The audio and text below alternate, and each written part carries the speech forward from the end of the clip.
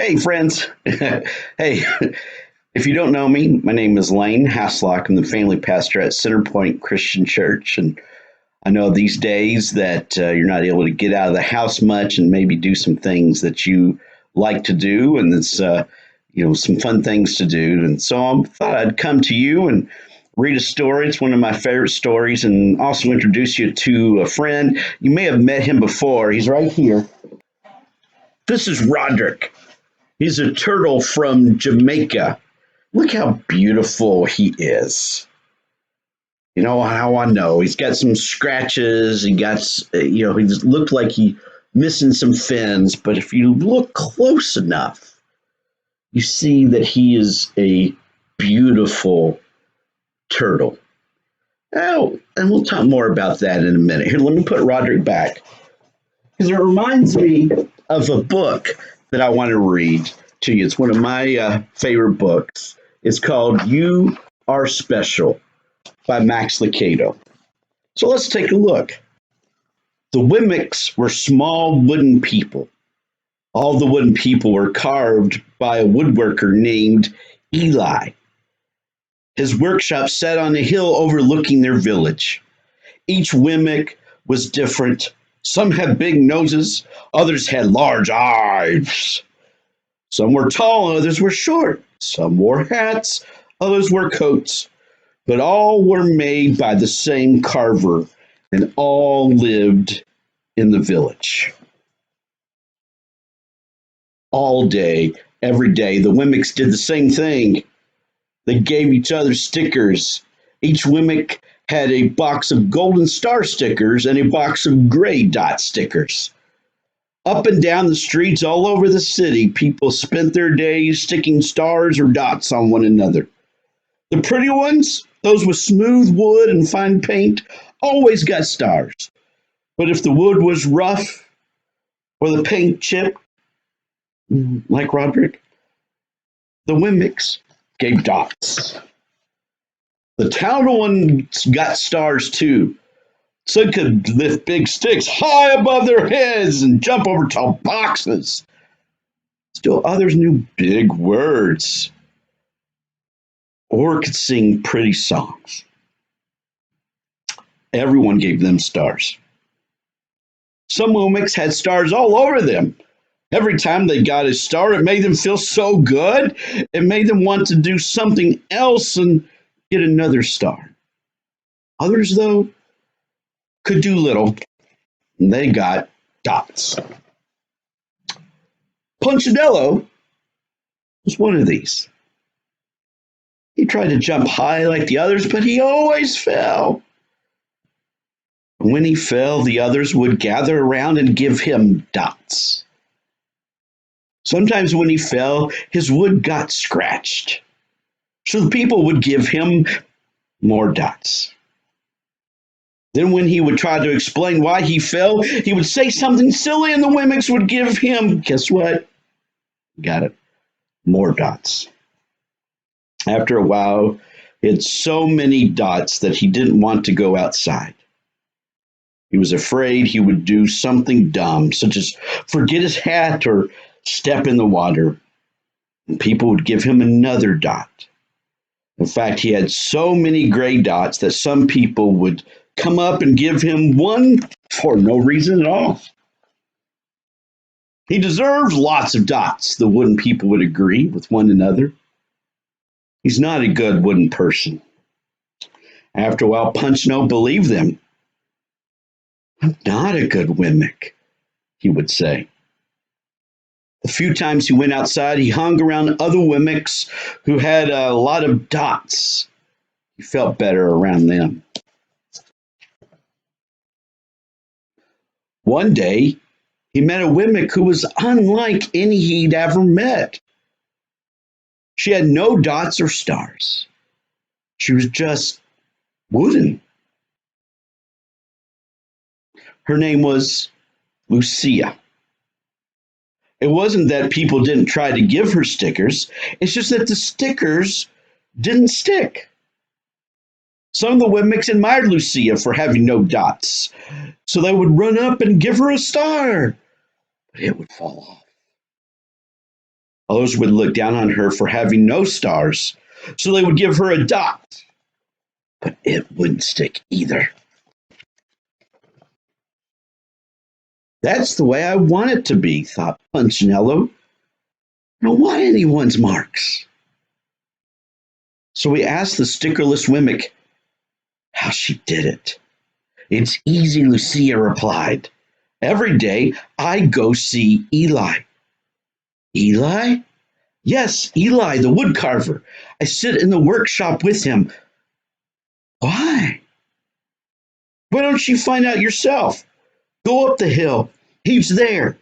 And with that, the Wemmick, who had no stickers, turned and skipped away. But will he want to see me? Punchinello cried. Lucia didn't hear. So Punchinello went home.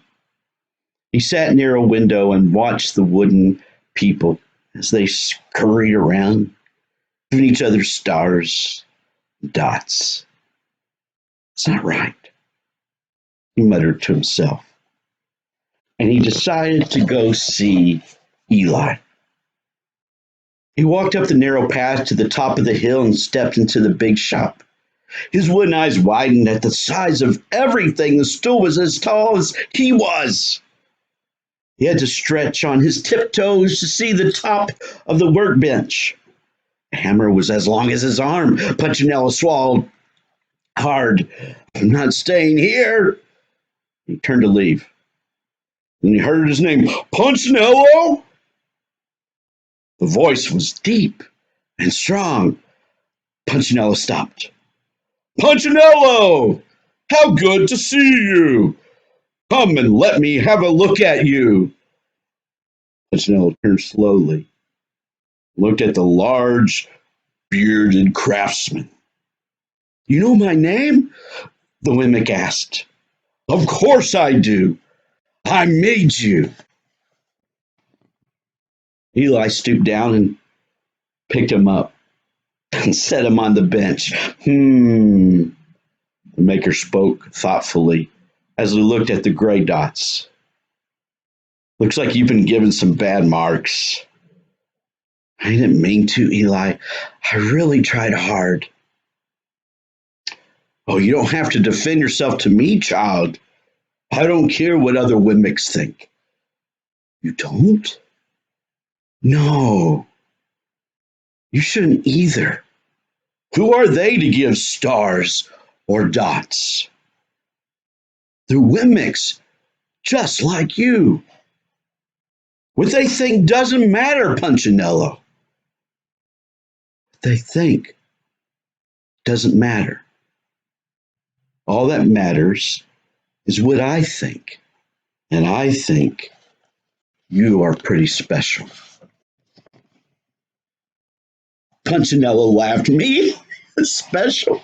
Why? I can't walk fast. I can't jump. My paint is peeling. Why do I matter to you? Eli looked at Punchinello, put his hands on those small wooden shoulders, and spoke very slowly. Because you're mine. That's why you matter to me. Punchinello had never had anyone look at him like this, much less his maker. He didn't know what to say. Every day, I've been hoping you'd come, Eli explained. I came because I met someone who had no marks, said Punchinello. I know. She told me about you.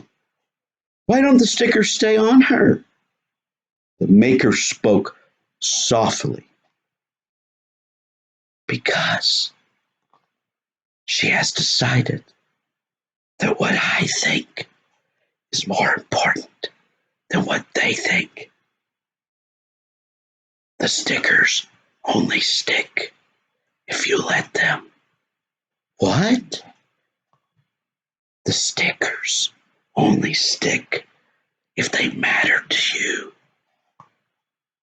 The more you trust my love, the less you care about their stickers. I'm not sure I understand. Eli smiled. You will, but it will take time. You've got a lot of marks. For now, just come to see me every day and let me remind you how much I care.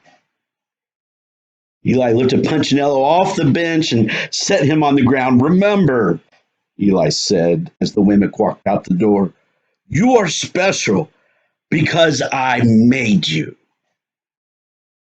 And I don't make mistakes. Punchinello didn't stop, but in his heart he thought, I think he really means it. And when he did, a dot fell to the ground. You know what? Eli in the story reminds me of someone. You know how Eli was the creator of the Wemmicks, especially Punchinello. He reminds me of God, our creator.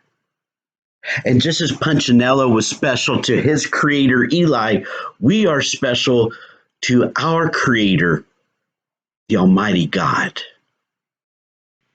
In Genesis 1:1, the Bible says that the heavens and the earth declare the glory of God.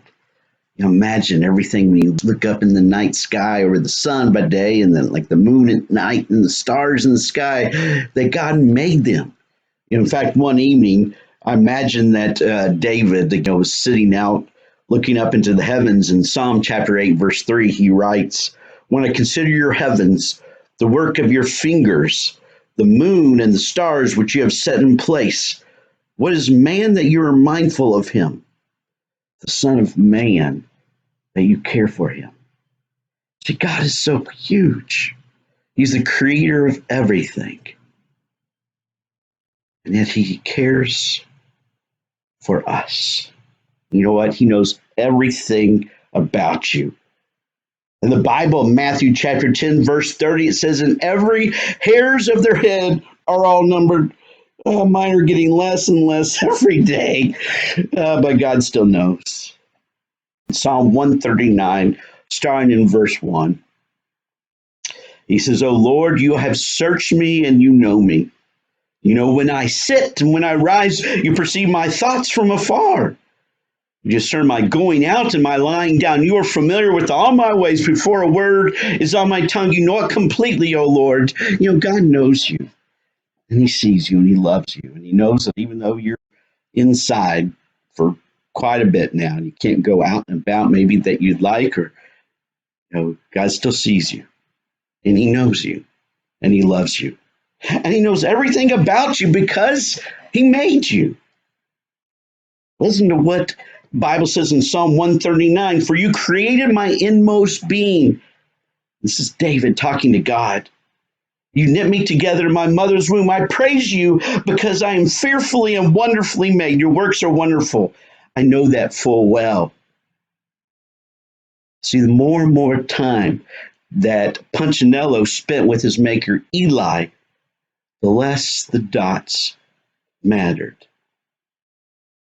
Punchinello mattered because Eli made him. You matter to God because he made you, and that's why you matter. Hey, why don't you repeat something after me? I matter to God, and that's all that matters to me. Hey, let's try it again. Ready? I matter to God, and that's all that matters to me. Let's say it together. I matter to God, and that's all that matters to me. I matter to God, and that's all that matters to me. You know, something when I was reading that I think about, because as the family pastor, I worked with birth through high school. And unfortunately, around the time of maybe sixth grade, six and a half grade, really, right before your seventh grade year, that people's stars and dots start meaning something. They're maybe a little bit less adventuresome than maybe before. Um, so if you're young and you're hearing this, spend time with the Maker, spend time with God each and every day. Read His Word, spend time talking to Him in prayer, even sing some songs to Him. Because the more you spend, more time you spend with your Creator who made you, who loves you, the less what other people think matters. Maybe the harsh things that people say or do, it still might hurt, but it doesn't hurt as much when you know that you matter to your Creator. It's like Roderick here. Now, we talked about him earlier at the beginning of the story, that Roderick says, my Jamaican turtle. And there was actually a kid in Jamaica I met named Roderick, and his mom helped to cook our meals in the kitchen, some delicious Jamaican meals. And, we had goat. It was actually good. But Roderick, I found him in the market in Ocho Rios on a mission trip. And when I first saw Roderick, he had a red rope tied around his neck and was dangling from a blue tarp. And what he was doing, he was helping to hold down the tarp to protect all these other beautiful turtles underneath him. It looked a little bit different, not all scratched up like Roderick is. They all had their fins like Roderick doesn't. But when I saw Roderick hanging there, I thought, I want that turtle. And so I asked the Jamaican woman there, how much for Roderick? And she was like, no, man, no, man, you don't want that turtle. That's how they talk. No, man, you don't want that turtle. You want, look at these beautiful turtles. I said, no, no, no. How much? No. I said, how much for that turtle? And so she told me. And so I was like, I'll take him. So she cut him down and took him into her little shack and wrapped him up. And I kind of heard her laughing a little bit. Well, that was okay. I wanted him. And then she came back to me and she said, here, you give Roderick a good home back in Kentucky. And so I've had him for a long, long, long time. So why did I want Roderick? I wanted Roderick because I could tell that he was once a beautiful turtle. Besides missing some parts and having some nicks and scratches, I wanted him because it reminded me of how Jesus wants us and how we matter to him and his Father. Despite the nicks and scratches, because of maybe some of the bad things that we've done, the sins that we've done, God still wants us just the same. He wants us and loves us just the same.